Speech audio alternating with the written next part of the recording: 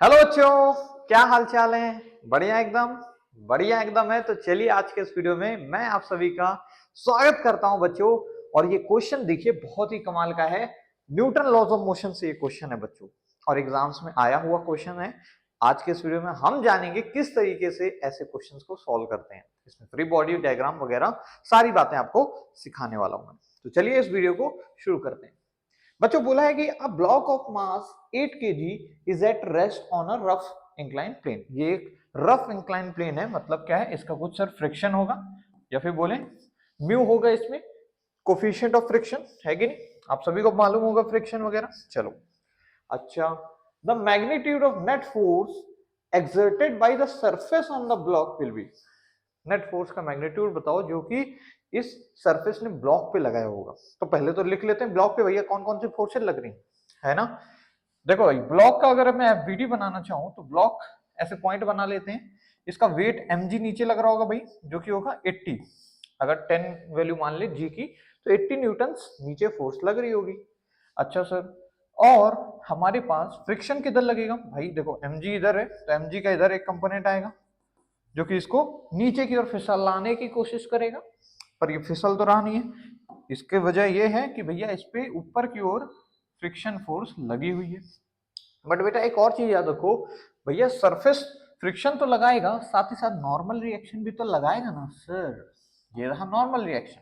तो net force, अगर केवल देखो नेट फोर्स पूछा जाता ऑन द ब्लॉक, तो हम इन तीनों का, ये वाली सभी का सम निकालते हैं। पर अभी क्योंकि net force exerted by the surface बोला है, तो ये फोर्स तो भैया ये तो mg का कंपोनेंट है, ये तो एक्सर्ट हो ही नहीं रहा है कि नहीं। परंतु बेटा इसको निकालने के लिए आपको इसकी जरूरत तो पड़ेगी। जैसे कि ये है फ्रिक्शन की फोर्स और ये आएगी नॉर्मल रिएक्शन। तो बेटा जी आपको पता है 80 न्यूटन नीचे लग रहा है, तुमने भी बोला ठीक, मैंने भी बोला ठीक। अच्छा सर, नीचे इधर कितना लग रहा है भाई? देखो 80 ये है, तो 80 इंटू में ये, देखो ये 37, तो ये कितना हो जाएगा भाई? सर ये हो जाएगा 63 डिग्री। तो भैया ये 80 है, तो ये cos ऑफ 63 होगा। 80 इंटू कॉस ऑफ 63। अब देखो मुझे जो ट्राइंगल याद है वो मुझे 37 वाला याद है, तो मैं इस एंगल को लिख लेता हूं 80 इंटू साइन ऑफ 37, क्योंकि आपको पता है cos theta is equals to sine of 90 minus theta, या वाइस वर्सा, आप उल्टा उल्टा भी कर सकते हो। ठीक है, 90 में से घटा के लिख दोगे तो कॉस साइन में कन्वर्ट हो जाता है। तो 90 में से 63 घटाया, साइन में बदल गया कॉस। ठीक है, तो भैया इसको 80 साइन 37 लिख लेते हैं। साइन 37 का बच्चों, प्यारे बच्चों, ट्राइंगल याद रखना, हमेशा ही याद रखना। ये ट्राइंगल कई लोग भूल जाते हैं। अच्छा देखो भाई, tan 37 क्या होता है, ये चीज याद रखो। अच्छा tan 45 क्या होता है, पहले बताओ। tan 45 1 होता है, और तुम्हें पता है tan 0 0 होता है। तो जैसे जैसे आप आगे बढ़ते हैं 90 डिग्री तक इन्फाइनाइट हो जाता है, मतलब बढ़ता चला जाता है। तो अगर 45 पे 1 है, यानी 37 पे 1 से कम वैल्यू होगी। और 1 से कम क्या होता है? 4/3 1 से कम होगा या 3/4? बच्चे लोग इसमें कंफ्यूज होते हैं कि ये 4/3 है कि 3/4। ऑब्वियस सी बात है, 4/3 तो 1.1 है, ये तो बड़ा एंगल है, बड़ा हो जाएगा। इट मीन ये तो नहीं हो सकता, यानी कि tan 47 हमारे पास कितना होगा बच्चों? सॉरी, tan 37 हमारे पास होगा 3/4। इट मीन्स परपेंडिकुलर 3, ये 4, भैया ये तो हाइपोटेन्यूज 5। अब यहां से देख के लिख लो भैया, sin 37 कितना होगा भाई? sin 37, देखो ये है 37 डिग्री, इसके सामने परपेंडिकुलर, तो परपेंडिकुलर अपॉन हाइपोटेन्यूज यानी 80 मल्टीप्लाई बाई 3 अपॉन में 5। 5 1 जा 5, और फिर 3 बच गया, 5 6 जा 30, 16 3 जा 48। इट मीन्स 48 न्यूटन बच्चों क्या आ रहा है? इधर की ओर ये फोर्स आ रही है। मैं इसको थोड़ा सा रंग बदल के यहाँ लिख लेता हूँ 48, और यहाँ नीचे कितनी लगी थी? 80 लगी थी, उसी का कंपोनेंट हमने ले लिया।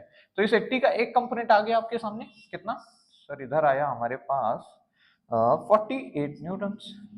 और इधर कितना कंपोनेंट आएगा बच्चों? देखो ये जो mg नीचे था, ये डॉट डॉट डॉट बना रहा हूँ, ये जो 80 था इसी को मैंने क्या किया, कंपोनेंट में ब्रेक कर रहा है। तो इधर आया था भैया कौन सा? cos 37, सॉरी sin 37, तो उधर cos 37 आएगा, और cos 37 4/5 होगा। तो भैया 5 6 16 4 जा निकलेगा, 16 4 जा कितना होता है? अब निकाल लो सर, 16 इंटू 4 आई थिंक 54 होगा। चौको 24, 4 2 कैरी, हाँ 64 होता है क्या सर?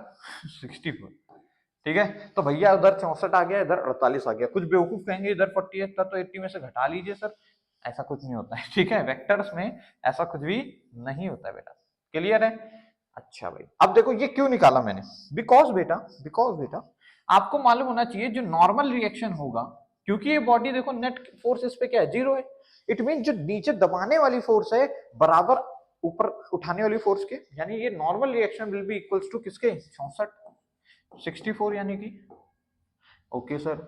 अच्छा, फ्रिक्शन फोर्स भी, क्योंकि देखो भैया जो फोर्स नीचे लग रही है वेट की वजह से उतनी फ्रिक्शन लगी है तभी ये रेस्ट पे है कि नहीं। It mean sir friction force की वैल्यू भी कितनी है, 48 है हमारे पास।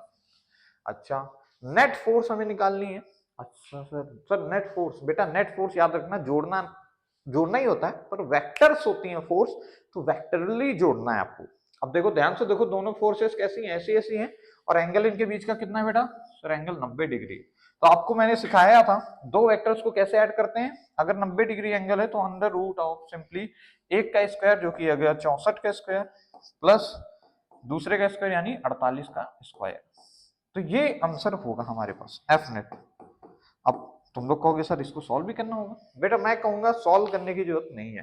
देखो 64 का स्क्वायर प्लस 48 का स्क्वायर का अंडर रूट करने की जरूरत है। I am so sorry, solve करने की जरूरत पड़ेगी, तुक्का थोड़ी लगाओगे बेवकूफो। जीरो तो देखो नहीं हो सकता, इतना क्लियर है, ये ऑप्शन आंसर में नहीं होगा। अच्छा फिर क्या होगा सर, अब 80 भी ऑप्शन में, ये भी आंसर में।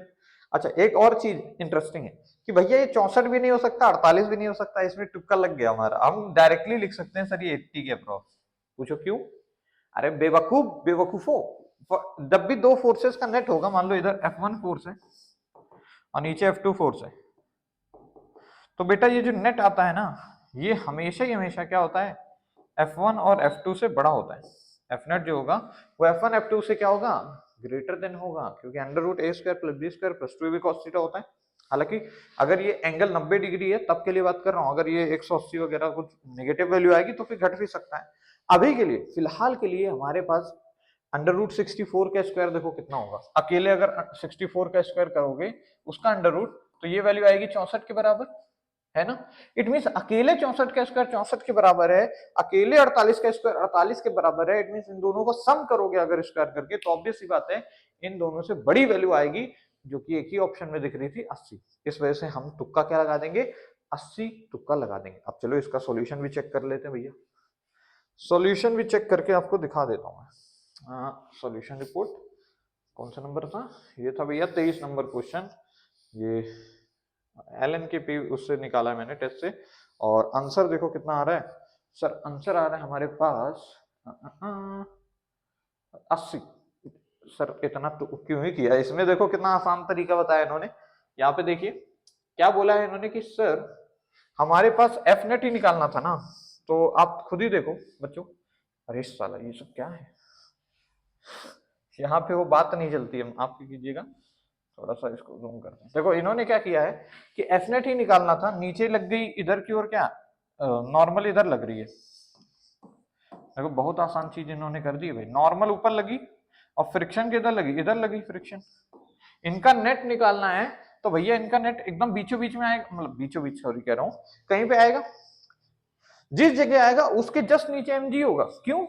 क्योंकि सर सब कुछ इक्विलिब्रियम में है, इधर एक mg sin थीटा है, इधर mg cos थीटा है, आपने इसी mg का ही तो कंपोनेंट किया हुआ था, और यही लोग यही फोर्सेस बनी है, तो इनका भी रिजल्टेंट 80 आएगा।